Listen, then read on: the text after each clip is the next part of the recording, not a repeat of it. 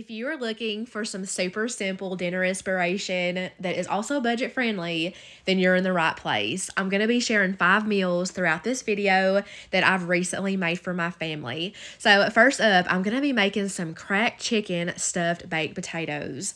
And oh my goodness, these are amazing.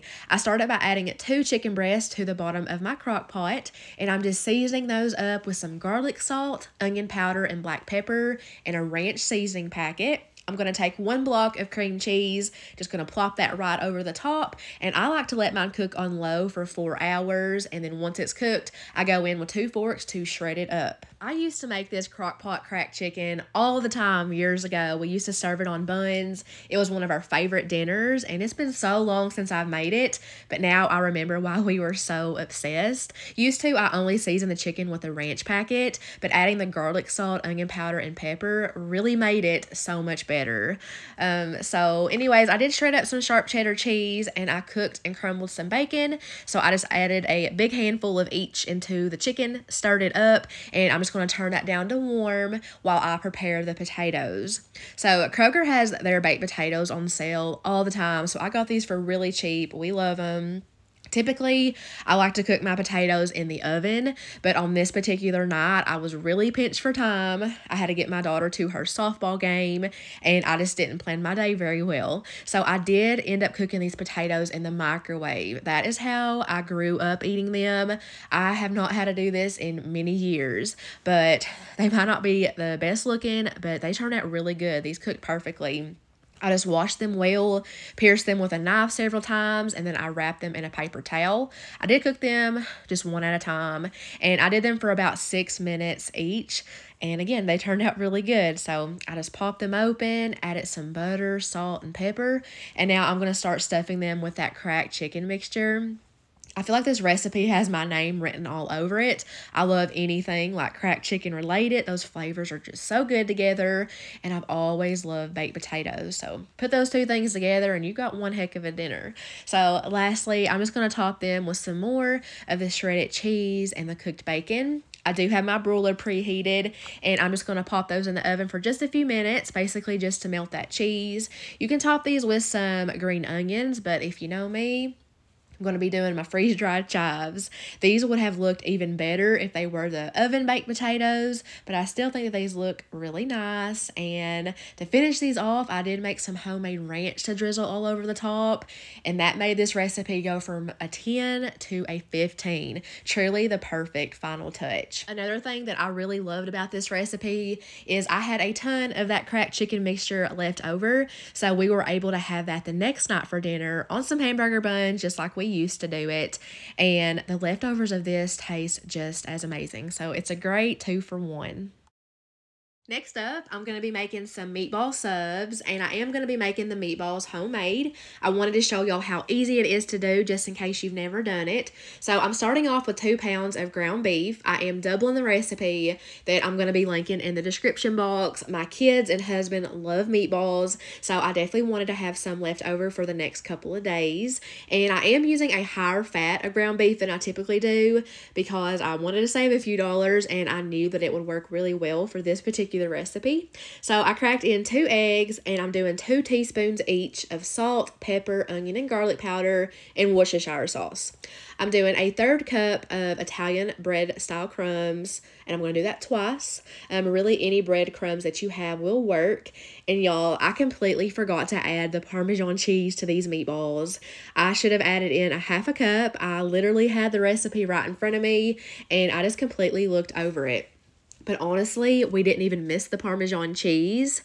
It still tasted really great, and I guess I saved some money there on accident. But anyways, I just mixed all that together with my hands. You don't want to overwork it, or you will have some tough meatballs. Just work it until everything is combined, and then I like to scoop it out with a cookie scoop onto a foil-lined cookie sheet, and then I just go in and roll it into a tighter meatball with my hands, and that way I can make some more room for the rest of that meat. As you can see, 2 pounds of ground beef makes a ton of meatballs, but I'm going to bake those at 400 degrees for about 15 minutes. And while those are baking, I'm going to heat up some pasta sauce. So anytime I see a sale on a Prego sauce, I grab a few jars And yeah, I'm putting that in my large skillet on about a medium-low heat. Of course, I added some water to that jar to get every little bit out. And sometimes I like to add some onion and garlic powder to the sauce just to, give it a little extra something, something. I'm just going to mix that in and let that simmer. So now the meatballs are done. I did test them with a meat thermometer. 15 minutes was perfect. So with my tongs, I'm just placing those meatballs into the sauce one by one. And I love that all of that grease from the meatballs is on that cookie sheet. And it's not going to be like in the sauce, making it greasy or anything like that. That's how I knew the higher fat version of the ground beef would work well. So I'm just gonna let those meatballs simmer until I'm ready for them. So I got these big old sub rolls at Meijer, and as soon as I saw them, I knew that I wanted to use them for meatball subs. So split those in half, got those on a parchment lined cookie sheet, and I'm just gonna take this blue bonnet butter because I know that it spreads really easily, and I'm just going to put that all over the insides of the bread. You could also melt down some butter and brush it on. That would make it go a little bit quicker, but I guess I just wanted to save a dish. And I am going to add some garlic salt to the tops of the butter. I really like using that when I make like a homemade garlic bread. And I'm also going to do some dried parsley. It just gives it that garlic bread feel. I'm going to pop that in at 375 for just a few minutes. I'd say like 4, something like that. And then I'm going to take some slices of provolone cheese and I'm going to add that to the bottom. This is the Sargento provolone cheese, and I actually got that for free with a coupon, which was nice, and it tastes really good, but it was awful to tear apart. It just was not wanting to come apart, but I guess taste is what matters. But now I'm going to add 4 of those meatballs to each sub, and I'm going to add extra sauce to the top. And I did decide to top the sauce with some Parmesan cheese since I left them out of the meatballs. And for the last cheese, I'm going to do some shredded mozzarella all over the top. I'm going to do a little extra parsley, and then last minute, I decided to add some extra sauce to the tops of the buns. We like things extra saucy. Pop those back in the oven for like 10-15 minutes. Just kept an eye on them. We weren't feeling fries to go along with it, so I was like, let's do some chips and dip. That's always great in the summer. So we did some sour cream and onion ruffle chips with this French onion dip. So anyways, here is those meatball subs straight from the oven. I think these look absolutely delicious, and they were. These came out perfect. It's so much cheaper to make these at home versus any restaurant, even like Subway, and it's just really quick to throw together, so it's perfect for like a busy weeknight. My family went wild over these, especially my daughter. She is a sub-loving girl, so I definitely need to add these to the rotation to make them more often. I do tend to make more like sandwich-style dinners over the summer, but yeah, here is your sign. If you haven't made meatball subs in a while, you need to add these to your meal plan. Speaking of sandwiches, I finally made the chopped Italian sliders that I've been seeing everywhere for months. The recipe does call for the King's Hawaiian savory butter rolls, but I saw these Great Value Hawaiian rolls sitting next to them for the first time, and they were like $2 cheaper, and I sat there for too long debating on which one to get, but I did end up going with the Great Value ones, and I am so glad that I did. These are so good. They're definitely going to be a repeat buy. I was nervous about them being the sweet version since the original calls for the butter ones, but we all agree that it worked out just fine. So I got those split open. We're only going to be working with the bottom for now. I'm spreading a thin layer of mayo over them. If you were to ask my kids if they like mayo, they'd say absolutely not. But since these are going in the oven, they won't even know it. It's going to act like butter to toast these up and brown them. But 400 degrees for about 7 to 8 minutes. While those are baking, I'm going to get my deli meat chopped up. I grabbed some ham, salami, and pepperoni. I know it can feel a little expensive to grab a bunch of deli meat. This was around $15 for the 3. Something like that, but I'm only going to be using about half of these packages, so these are going to have multiple purposes. I even went as far as weighing these out on my food scale to get them 4 ounces of each, but I'm just going in with a sharp knife and cutting these into smaller pieces. These are going to be going in a frying pan here in a little bit, but also if you're someone that cooks a lot, I think it's great to throw in like deli meat options for your dinners every now and then. I know for me personally, Sometimes I can get tired of cooking like chicken and ground beef and pork chops just over and over. So it's a good way to switch it up. So anyways, now I'm putting them in a big frying pan. I have it on about a medium-high heat. And as it starts to heat up, it's going to start breaking it apart. So I'm not worried about it like sticking together or anything like that. I really like this step because it's going to ensure that that meat gets like properly heated through. So less time in the oven, less chance of burning those rolls. This recipe also calls for provolone cheese. This is when I first opened that package. These dinner clips are a little bit out of order, but I did end up laying down 5 slices of that cheese, and then I'm just going to start layering the meat over the top. This was a little bit messy to do. I did end up switching to a spoon, which made it a little bit easier. But if you think about it, chopping the meat like that is going to make it easier to cut when it's all finished. So I just added the top rows on. I melted down 2 tablespoons of butter. I added a little bit of dried Italian seasoning to that, and I decided to add a little garlic salt in there because we just love it on everything.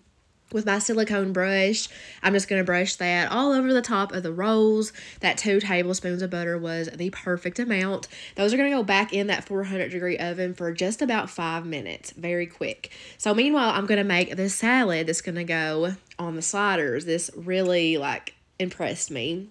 So I did some shredded lettuce. I shredded my own, again, to save some money. Those bags of pre-shredded lettuce just last no time for me. I added in some chopped dill pickles and banana peppers. I did a couple tablespoons of mayo, and we have always loved this submarine dressing. A lot of people ask me where I find that. For me, it's always in the back close to the deli case. I get mine at Walmart. 1 bottle lasts us forever. And I'm just going to mix all that together with a fork. I try to make enough for 2 people because my kids is not going to eat the salad part of it. But it was still too much, but it got ate. So there they are straight from the oven. You can eat them just like this. They will still be delicious. I did cut these in half, and that section to the right is for my kids. Again, I'm not going to add the salad mixture to theirs. And then over here to the left is Josh and I's portion. So I am going to pile it high with that delicious salad. I completely get the hype over these sliders now. I honestly think these are like my #1 favorite slider recipe. It is the best one that is coming to my mind right now. These are just so good. Love adding the salad to it like this. It just adds a crispness and freshness to it that I can't even explain. But here is a close-up. I think that these look gorgeous, and I'm telling y'all need to add these to your meal plan as well. They are amazing. So here's my plate. I gave myself 2. These are very filling, lots of meat on them, and we did pair these with some French fries, and I drizzled some ketchup over them. I am not a drizzler. I'm usually a dipper. I don't know what I was doing this night, but I picked up this Whataburger, I feel like I said that wrong, but spicy ketchup from Florida when we was on vacation because I love it so much. It is my favorite. It's got the best flavor. I don't know if they sell it where I live, but I sure hope they do. Next up, I'm going to be making some chicken burrito bowls in the Instant Pot. We all love this recipe, and it's so good in the summer because, you know, with the Instant Pot, you're not heating up your house, so it's just perfect. I hit the saute button on my Instant Pot, and once it red hot, I added in about a tablespoon of olive oil, and I dropped in my 2 chicken breasts that I just diced up earlier in the day, making this go a lot quicker. In that little bowl, I had some salt, pepper, onion, and garlic powder, cumin, and chili powder. As always, if you want the exact measurements to that, there will be a link to it down in my description box. But once I get the seasonings added, I like to give it a good stir so that the seasonings coats all of the chicken, and then I'll leave it alone for a few minutes. I'm not trying to cook it all the way through just yet, just trying to get some color. But then I threw in a spoonful of minced garlic, and I threw in 1 cup of some uncooked white long grain rice. I did wash it first, and I'm just giving that a good stir with the chicken. I just stir that around for maybe a minute or so just to kind of give the rice like a light toasting and get off the excess water. And then I'm going to add in 2 1/4 cups of chicken broth, as well as 1 can of these diced green chilies. It's a 4-ounce can. I did the juice and all. You'll also need a can of pinto beans, drained and rinsed, or you can switch those for black beans if you prefer. Any beans, really. I also did a 1/3 cup of some fresh chopped cilantro. I know a lot of people don't love cilantro. You could absolutely leave it out, but we do enjoy it. I'm also going to do the juice of 1 lime, just using my little juicer. And then I'm going to go in and give this a good stir. I'm going to make sure that everything is submerged down into that chicken broth and get everything off the sides. And once it looks good to me, I'm going to go ahead and add my lid. I'm going to make sure that the valve is set to sealing. I'm going to hit the pressure cook button and set that timer for 7 minutes. When it goes off, I'm going to let it natural release for just 2 minutes, and then I will come over, flip this switch, and do a quick release. Once all that pressure is out and the pan is dropped, you can go ahead and open the lid, and now I'm just going to give it a good stir, fluff up that rice. I do like to kind of taste test the rice at this point just to make sure that it is fully cooked, not crunchy, hard, anything like that. It was perfect. So the last thing I have to do is add some cheese to the top. So obviously you can use any cheese that you want to. I'm just grabbing whatever is open in my fridge. I did not feel like shredding it myself this night, so this worked just fine. I'm just going to add the lid back on and get all my toppings set out just so the cheese can melt. And not only is this good for a burrito bowl, you can also use it for like a burrito filling, you know, with a big flour tortilla. It could be tacos, nachos, anything you want it to be. But we really love these burrito bowls, so here is mine. I topped it with a little extra cheese, extra cilantro. I did sour cream, salsa, jalapenos, and we like to do like a big handful of tortilla chips on the side to scoop it up. My kids absolutely love this meal. It is definitely like one of their favorites. Lastly, I'm going to be charcoal grilling some steaks. So I have been waiting for some strip steaks to go on sale. Back in May, Kroger had a sale where they were $6.99 a pound. So I snatched some up and I took them home and I vacuum sealed them. I got 4 steaks for $19.30. I went back and looked at my Kroger app to see the price of it. So less than $5 a steak. That's pretty good in my opinion. I did freeze 1 pack of 3. And then the 4th one, I just froze separately. I'm thinking of doing something for Josh's lunchbox with it. I just don't know what yet. But I'm going to get all of those laid out on the plate. And I'm just going to season them heavily on both sides with some good quality salt and pepper. I really like the simplicity when it comes to a steak. Sometimes I do like to season with like a steak seasoning, either or, but this night, I just wanted the salt and pepper, and I always let my steaks come up to room temperature before cooking them, no matter what the method is. That way, the inside won't be cold while like burning the outside. So let's go outside. The charcoals, once they have turned like gray, white, whatever, I like to push them all over to one side. That way, you have a direct heating side and then an indirect. I am not that confident when it comes to charcoal grilling. I don't do it often, but it's something I want to get better at. So this is my attempt at trying. I've added the cooking grate and I'm just going to let that heat up.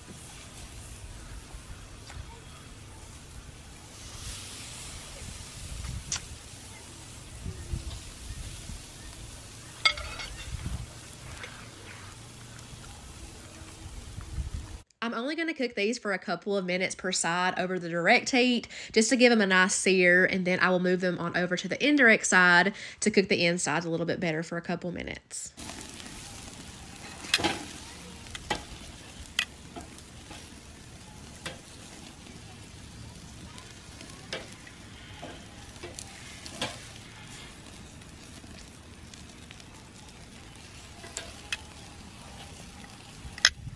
Now that those steaks are cooked to our liking, I'm going to pull them off and put them on a plate and bring those inside. I like to top them with a little butter, and then I tint it with full to rest for about 10 minutes.